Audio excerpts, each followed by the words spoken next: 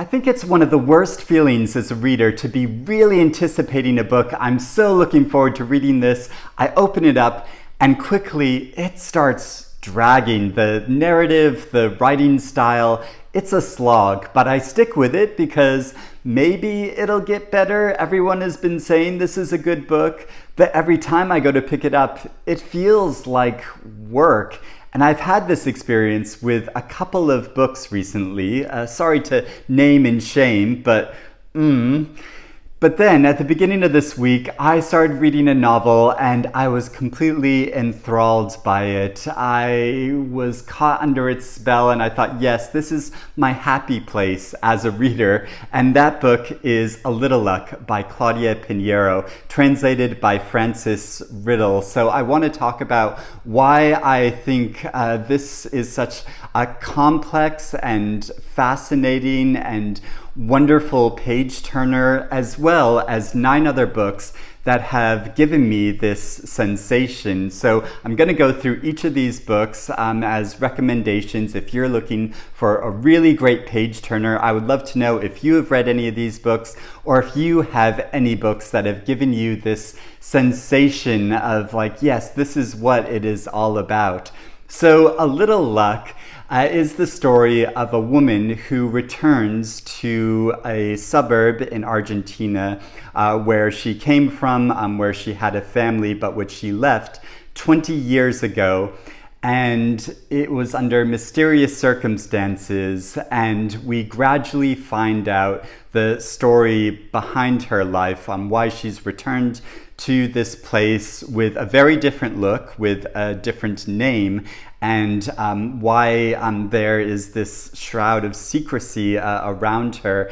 And one of the ways that she creates this sense of great anticipation in the story is there is this scene from her past which she keeps going back to and keeps recounting with small different details, and you keep wondering, like, what is the significance of this scene? And we finally find out what it is, and we get the backstory of her life. And so I was initially gripped by this kind of almost cliffhanger which keeps repeating, and then I was pulled in by this emotional story of a family which is broken apart by a tragic event. And then I felt completely enthralled by the larger meaning of this story and what it says about these small instances in our lives of chance, when things might have gone one way or the other, and we can't help obsessively thinking about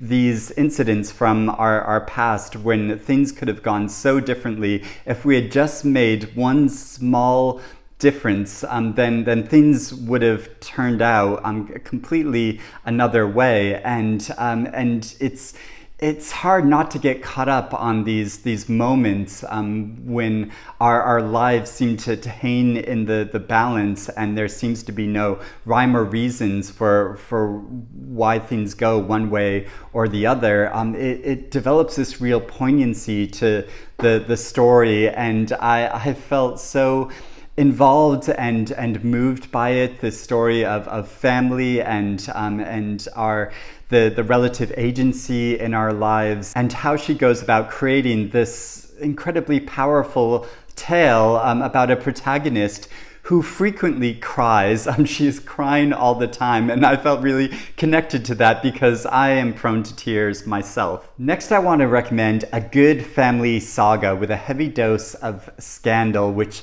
always sucks me in when I start feeling really involved with multiple generations of a family, and that is What a Carve Up by Jonathan Coe. This takes place in Britain in the 80s, moving into the early 90s, following family and their various mishaps, the rises and falls of fortune, of mysteries surrounding the true history behind this family, and someone who is trying to write an account of their lives. So I'm drawn to this partly for sentimental reasons, because I read this shortly before I moved to the UK, and it's set here, so it gave me this sense of of life in Britain and England, particularly during the period of Thatcher and tumultuous political times. But also, this was called the Winshaw Legacy in America. I'm not sure why it has this slightly different name here in the UK, but yeah, it's the same novel. And also, shortly after I came to the UK, picking up my old copy of this, I was reminded that I went to an event with Jonathan Coe there and got to see him read from the book and have him sign it for me. And yeah, I just love picking up old copies of my books and then remembering, oh yeah, I got to hear him speak about this. A recent novel that has been very popular since it came out, I think it's still like topping the bestsellers list, but for good reason, and that's Tomorrow and Tomorrow and Tomorrow by Gabrielle Zevin. And this story just drew me in so much as a tale of friendship, following these two kind of outsiders, oddball characters who find a connection with each other at a relatively young age over video games. And of course, this had a big nostalgic meaning for me because I was an adolescent and teenager that played a lot of video games, and a lot of the video games that are referenced in this book. But more so, even if you don't like video games, as everyone says about this book, because it is such a strong tale about friendship and how that friendship changes and evolves over the time, especially as they become successful together, creating these video games which become very popular. So it's about the uneven changes of business over time and their working relationship, but also their emotional relationship to each other and changes to them as people. And then it gets into larger changes in society and how this comes to affect them as well. And I found that so moving and striking and thoughtful. And also it has such a gorgeous, beautiful cover. Lanny by Max Porter. This is such a unique novel. No one is writing like Max Porter today. And that's partly what drew me into and gripped me about this story, which is at once like an emotional family tale about a boy who goes missing, but also it's about this strange mythological type figure that is hovering around this village in England called Dead Papa Toothwort, and it's about the tension between whether this is real or whether it's just a product of this child's imagination. But that's not even the most interesting question about this, and how he plays out the tension between the fantastical and the realistic in this story is so compelling, and how he does that linguistically and so inventively on the page. So if you look through the book, you'll see that the text gets really wild in pages, and it's definitely not like that through most of this book, so I don't want to intimidate anyone or put them off from it. But yeah, when it sometimes seems like you have to change your eyesight in order to understand the text on the page. But rather than being laborious, it feels liberating and exciting, and it really added to the story and the pleasure of reading this book. So I found this completely compelling. And again, I not only was able to get Max Porter to sign this book for me, he has really small writing, but I saw him perform this book and embody Dead Papa Toothwort on stage. He's such a great performer as well as a great writer, and what this story says about art and politics is also so meaningful. Washington Black by Essie Edugyan. This novel is a great big rollicking adventure story, as well as having a deeper meaning. So it begins in 1818 on a plantation in Barbados, and a boy who's born into slavery who has a very scientific mind, and a white man comes to the island who's an inventor and an abolitionist, and he sees the intellectual potential of this boy, and they team up together.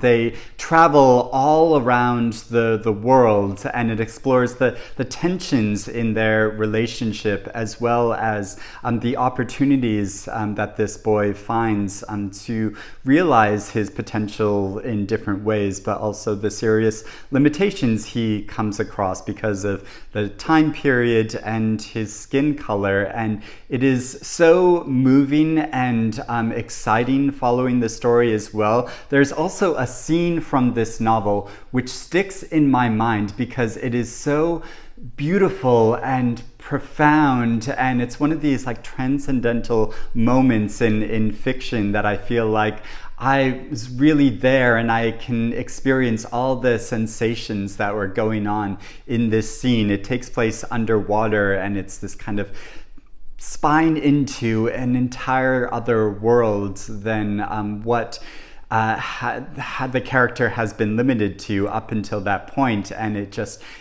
just stayed with me so strongly. So yeah, this is such a wonderful story with an absolutely beautiful cover, and also look at the insides. I love the inside pages of this book as well. It is so beautiful, and yes, it's another book that I was able to get signed by the author in the year that it was shortlisted for the Booker Prize. I was hoping it would win the prize that year. It sadly didn't, but Edugyan is a judge for this year's Booker Prize. Harvest by Jim Crace. This novel is so eerie and tense that it really gripped me and kept me reading late at night, but it also really affected my dreams. I think because of the language and the imagery of it, my dreams became very vivid after reading this book. So it almost has like a fable-like feel. It takes place in a small community, agricultural community, which is very harmonious in a lot of ways, although life is really hard going, living off from the land. But it's about how two different sets of outsiders come to this community and really affect the community and change it. And it really stretches the meaning of what our communities are for, what binds us together and what can separate us, and the strength that can be found in community, but also the danger and insulation which can occur in communities, which can be harmful to people who are different. So I found this very moving and profound, but also, yeah, obviously it really affected me on a deep and subconscious level. And so this was also shortlisted for the Booker Prize, and I went to the Booker Prize readings in that year that it was listed, and had him sign it for me. Another book that didn't win that year, but which I think is a really striking novel. The Incarnations by Susan Barker. This is such an imaginative and rich and wondrous novel. The story begins in 2008 in Beijing, and we follow a taxi driver that has a very monotonous life, but then he gets a strange letter from someone who claims to be his soulmate, and that they have encountered each other in many different lifetimes. So the story then goes back to different periods in Chinese history, following these two characters as they have taken different forms over time. So they are, in a sense, different people, but they are the same characters, and it's so wonderful how this story does that, creates that tension where they're the same but different, but also what this says about our identity in general, the fluidity of our identities, that we can feel ourselves to be so many different kinds of people, while also having identity marks about us, which make us who we are. And I think it's so fascinating on that level, but also just the way this moves throughout history to show so many different fascinating periods of history and make them feel so richly alive in the depictions of each different time period. It's wonderful.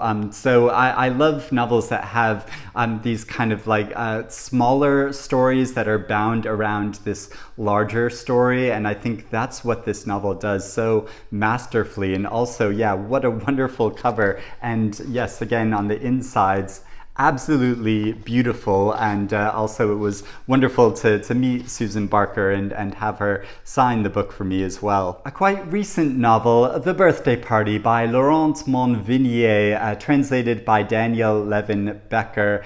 And this is a slightly tricky recommendation because this story begins very slowly in that we follow the lives of a few different characters in a hamlet in France, and really gets into the minutiae of their moment-to-moment lives. And so at first it seems really slow, and I can understand why some readers get frustrated by this book early on, but then this gradual sense of dread develops as you wonder what is going to happen to them, and strange things start to occur when a birthday party is planned and there are unexpected guests, and you're wondering why are they there, and they're threatening, and it's very tense. And so as this novel goes on, I became more and more gripped. So I made a whole video talking about how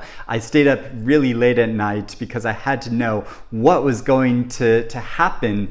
And so yeah, this is a novel that just completely enthralled me, took me by surprise, and I was completely caught under its spell, and it's so interesting how it plays out. So I don't want to give anything away, but you'll want to continue reading on and find out what happened. But also, I think this novel has a larger meaning to it, beyond the tension of the story, what it says about community and family life, but also our relationship with time. I think it's also a very profound novel. The Falls by Joyce Carol Oates. This is such a majestic novel with an opening scene which is so gripping and dark and gothic, because it is set at Niagara Falls, which of course is sort of the honeymoon capital, with a couple who is there on their honeymoon.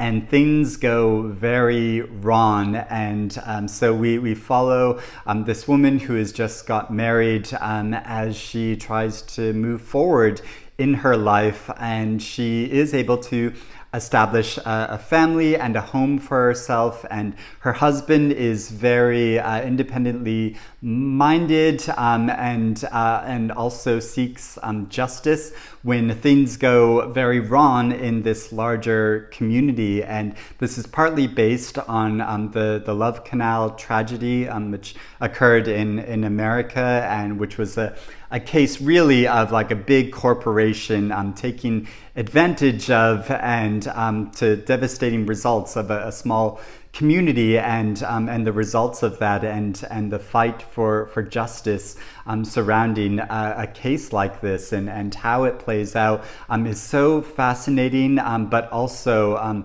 really drew me into the story and kept me with it to the very end. And the final book I want to mention, which is one of my all-time favorites and that I haven't discussed all that much before, it's Blindness by Jose Saramago, translated by Giovanni Pontiero.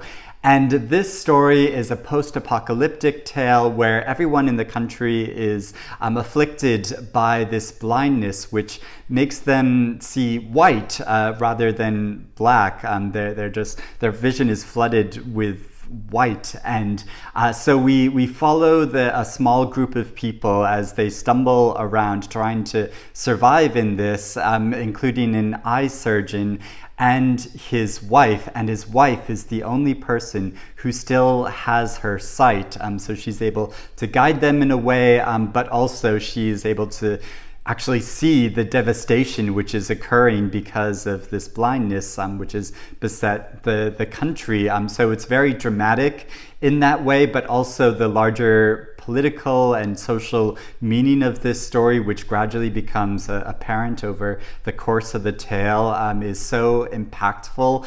So I was completely gripped by this story, by a masterful writer who is a Nobel Prize winner. It's just such a wonderful book. So those are all the books that I think are really amazing page turners. I hope you agree. I hope you want to try some of these books if you haven't read them before. If you find yourself in a reading slump and want something that can pick you up, I hope these books can help. So I'd love to hear what you think about them, or if you have any other recommendations of great page turners that you have loved reading, please let me know about those in the comments below. But I hope you're doing well and reading good things, and I'll speak to you again soon.